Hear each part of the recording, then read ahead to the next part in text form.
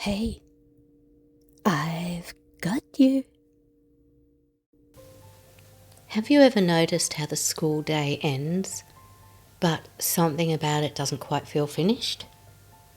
You walk out of the classroom, you head to your car, and for a moment there's this pause before you even start the engine. Almost like your body has left, but something else is still inside the building. And then you get home, you sit down, and there it is again. A small thought, a lesson, a student, something you could do tomorrow, something you could fix. You know that feeling where you're not actually working, but you're not fully off either? Maybe you check one small thing, just quickly, and that one thing quietly becomes 2 or 3.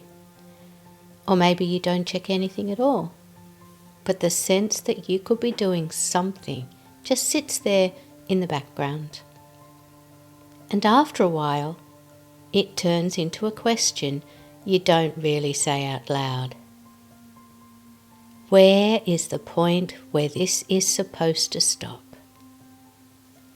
Because no one ever really shows you that point. And if you've felt that, even slightly, you're not the only teacher who has. The thinking mind can sometimes behave like a wild horse. It moves quickly from one thought to the next. One idea appears, another follows, and soon the mind is running through a chain of possibilities. A lot of early career teachers assume this is something they need to fix about themselves. Maybe you've told yourself you need to be more organised, or more efficient, or better at switching off. It can feel like there must be a way to finish everything neatly so the day actually ends. But here's the thing. There is always something else that could be improved, adjusted, or followed up. And when the work itself doesn't clearly stop, something important happens. The responsibility doesn't disappear. It just keeps extending. So it's not that you're failing to switch off. It's that the work was never clearly designed to stop in the first place. And when no one defines where your responsibility ends, it becomes very easy to start believing that it doesn't. That belief doesn't arrive all at once. It builds quietly over time.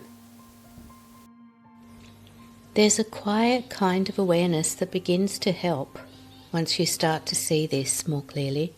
It's less about trying to change your thinking and more about noticing what is happening as the day extends. You might finish something small and then feel your attention move straight to the next thing. It's there, it's available, and it hasn't been completed yet. Or you might notice that moment in the evening where your mind drifts back into school. Nothing has happened, but there is a sense that something still could be done. And this is where the shift begins. Some things can wait without any consequence. Some things will still be there in the morning. Some things don't need to be picked up the moment they appear. As you start to notice those moments, something becomes clearer. The work doesn't naturally close at the end of the day. So part of becoming a teacher is learning to recognize where the work keeps extending, even when the day has already finished. It's less about completing everything and more about seeing where the boundary was never clearly defined. What often happens next is something many teachers don't even notice at first. The responsibility that sits outside of you slowly starts to move inward. At the beginning of your career, expectations are visible. Timetables, lessons, emails, conversations. They sit in front of you and you respond as they come. Over time, those expectations begin to settle into your thinking. You start anticipating what might be needed before anyone asks. You think ahead for your students, even when you're not at school. Small moments from the day stay with you longer than you expect. There's a quiet shift here. No one formally hands you this responsibility to carry all the time. It builds gradually through the nature of the work. And when the work has no clear edge, your mind begins trying to create one. So it leaves things open. It returns to them, just in case something still needs attention. It's what happens when the work never clearly shows you where it can be put down. So if this is something you've been experiencing, this isn't really about you doing anything wrong. This is not a personal flaw. This is something many teachers encounter because the work itself lacks clear boundaries. And part of becoming a sustainable teacher is not just learning how to do the work well. It is learning how to recognize where it ends. Being a good teacher does not mean carrying the work every hour of the day. It means being present, focused, and steady when you're there. And that only becomes possible when there are moments where you are not. So as you think about your own days, you might begin to notice where the work quietly follows you. It can linger in small moments, even when nothing is being asked of you. And often, it's simply because there was never a clear point where the day was allowed to close.